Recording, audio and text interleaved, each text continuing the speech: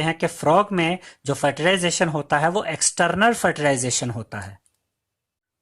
D part में हमसे कहा गया students, a new human individual develops from a cell called gamete.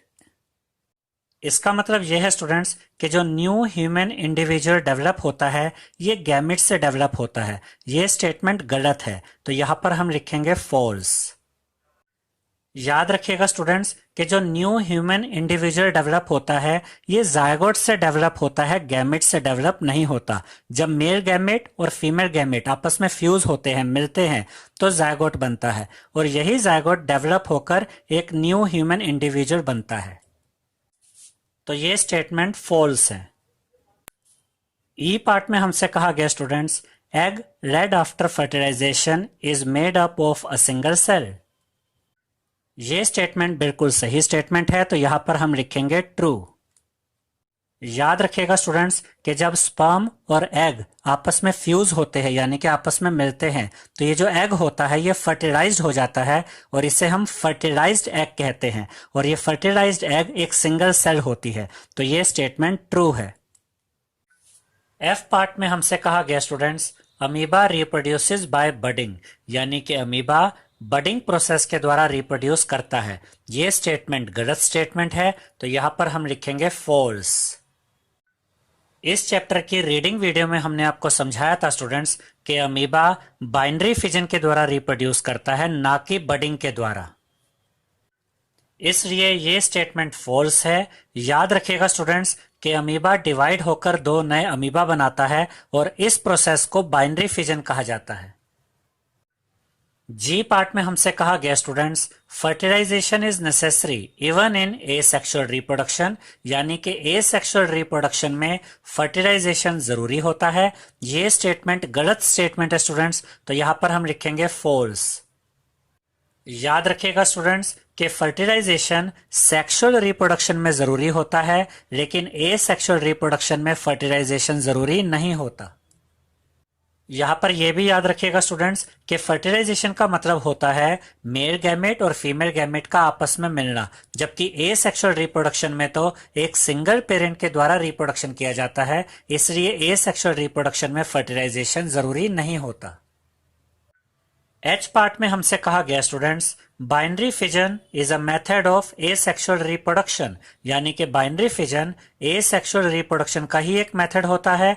ये स्टेटमेंट बिल्कुल सही स्टेटमेंट है, तो यहां पर हम लिखेंगे ट्रू। इस चैप्टर की रीडिंग वीडियो में हमने आपको अमीबा का एग्जाम्पल समझाया था स्टूडेंट्स कि अमीबा बाइनरी फिजन के द्वारा रिप्रोडक्शन करता है। एक अमीबा डिवाइड होकर दो नए अमीबा बनाता है और इस मेथड को हम बाइनरी फिजन कहते हैं। और बाइनरी फिजन एसेक्सुअल रिप्रोडक्शन का ही एक मेथड है, क्योंकि बाइनरी फिजन में एक सिंगल पेरेंट के द्वारा ही रिप्रोडक्शन किया जाता है। आई पार्ट में हमसे कहा गया students, a zygote is formed as a result of fertilization, यानी कि फर्टिलाइजेशन से ही जायगोट बनता है। ये स्टेटमेंट बिल्कुल सही है, तो यहां पर हम लिखेंगे ट्रू। याद रखिएगा स्टूडेंट्स कि मेल गैमेट और फीमेल गैमेट के फ्यूज होने को, मिलने को फर्टिलाइजेशन कहा जाता है। जब मेल गैमेट और फीमेल गैमेट फ्यूज होते हैं यानी कि आपस में मिलते हैं तो फर्टिलाइजेशन होता है और जायगोट बनता है। जे पार्ट में हमसे कहा गया students, an embryo is made up of a single cell, यानी कि एम्ब्रियो एक सिंगल सेल से बनी होती है। ये स्टेटमेंट गलत है, तो यहां पर हम लिखेंगे फॉल्स। याद रखिएगा स्टूडेंट्स कि जब फर्टिलाइजेशन होता है तो जायगोट बनता है और फिर ये जायगोट बहुत सारी सेल्स में डिवाइड होकर एम्ब्रियो बनाता है, यानी कि एम्ब्रियो में एक से ज्यादा सेल्स होती है, इसलिए ये स्टेटमेंट फॉल्स है। अब हम फिफ्थ क्वेश्चन देखेंगे। फिफ्थ क्वेश्चन में हमसे कहा गया students, give two differences between a zygote and a foetus, यानी कि हमें जायगोट और फीटस में दो डिफरेंसेस बताने हैं। तो फर्स्ट डिफरेंस है students, a zygote is formed by the fusion of male gamete, जिसे हम स्पर्म भी कहते हैं, एंड फीमेल गैमेट, जिसे हम एग भी कहते हैं। याद रखिएगा स्टूडेंट्स कि जब मेल गैमेट और फीमेल गैमेट यानी कि स्पर्म और एग आपस में फ्यूज होते हैं, आपस में मिलते हैं, तो जायगोट बनता है। अब हम फीटस के बारे में पढ़ते हैं। A fetus is formed by the growth and development of an embryo, यानी कि जब एम्ब्रियो में ग्रोथ और डेवलपमेंट होती है तो फीटस बनता है।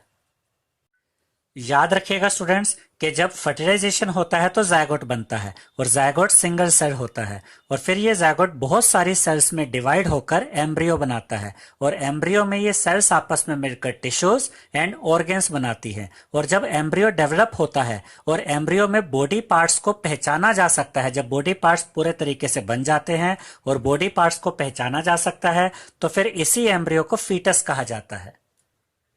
अब हम सेकेंड डिफरेंस देखते हैं। A zygote is a single cell, यानी कि जायगोट एक सिंगल सेल होती है। अब हम फीटस के बारे में पढ़ते हैं। A fetus is multi cellular, यानी कि फीटस मल्टी सेलुलर होता है। फीटस में एक से ज्यादा सेल्स होती हैं। The body parts of developing baby can be identified in a foetus, यानी फीटस में बेबी के बॉडी पार्ट्स को पहचाना जा सकता है। अब हम क्वेश्चन नंबर 6 देखेंगे। 6th क्वेश्चन में हमसे कहा गया students, define a sexual reproduction, यानी कि हमें ए सेक्सुअल रिप्रोडक्शन को डिफाइन करना है।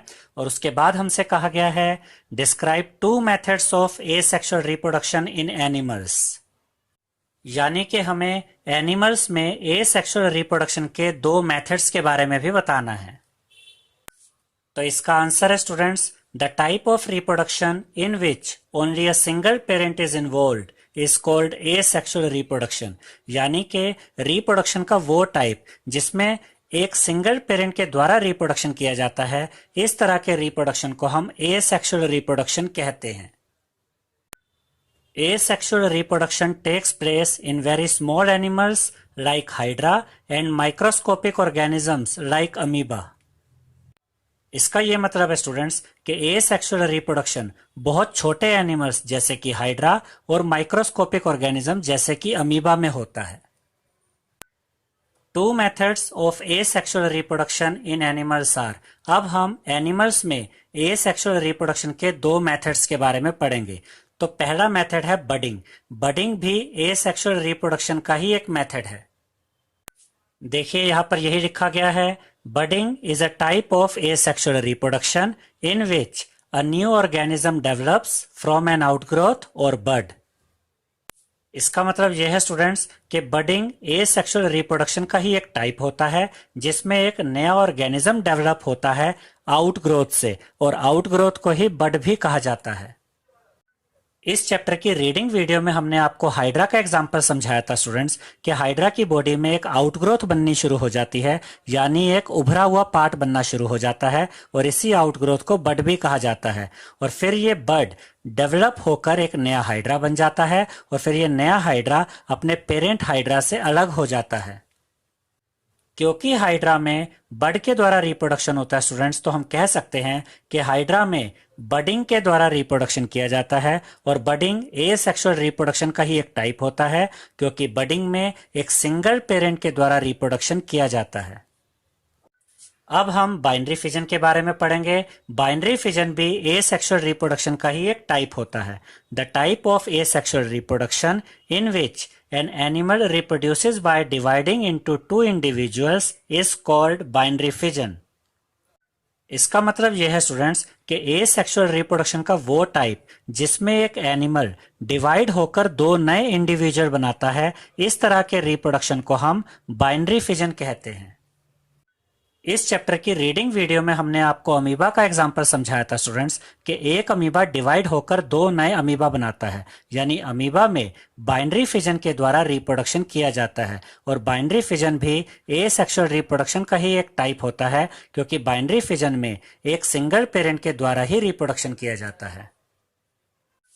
अब हम 7th क्वेश्चन देखेंगे। 7th क्वेश्चन में हमसे कहा गया students, in which female reproductive organ does the embryo get embedded. इसका मतलब यह है स्टूडेंट्स कि जो एम्ब्रियो होता है ये कौन से फीमेल रिप्रोडक्टिव ऑर्गन में एम्बेडेड होता है, यानी कि एम्ब्रियो कौन से फीमेल रिप्रोडक्टिव ऑर्गन में सेट हो जाता है, फिट हो जाता है।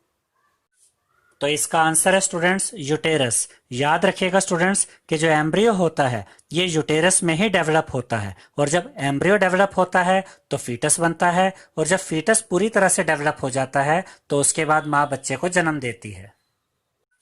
अब हम 8th क्वेश्चन देखेंगे। 8th क्वेश्चन में हमसे कहा गया students, what is Metamorphosis. Metamorphosis क्या होता है, गिव एग्जांपल्स, और हमें मेटामॉर्फोसिस के एग्जांपल्स भी देने हैं। तो इसका आंसर है students, the transformation of larva into an adult through drastic changes is called Metamorphosis. इसका मतलब यह है स्टूडेंट्स कि लार्वा का एडल्ट में ट्रांसफॉर्म होना, यानी लार्वा का एडल्ट में चेंज होना थ्रू ड्रास्टिक चेंजेस, जबरदस्त बदलाव के द्वारा, इस प्रोसेस को मेटामॉर्फोसिस कहा जाता है। इस चैप्टर की रीडिंग वीडियो में हमने आपको फ्रॉग का एग्जाम्पल समझाया था स्टूडेंट्स कि जब फीमेल फ्रॉग एग देती है तो उन एग्स में से लार्वा निकलते हैं जिन्हें हम टैडपोल भी कहते हैं, और इन टैडपोल को देख के यानी इन लार्वा को देखकर बिल्कुल नहीं कहा जा सकता कि ये डेवलप होकर फ्रॉग में चेंज हो जाएंगे, लेकिन यही लार्वा ड्रास्टिक चेंजेस के द्वारा, जबरदस्त बदलाव के द्वारा फ्रॉग में बदल जाते हैं। यही बात इस डेफिनेशन में भी बताई गई है स्टूडेंट्स कि लार्वा का एडल्ट में ट्रांसफॉर्म होना, लार्वा का एडल्ट में बदल जाना जबरदस्त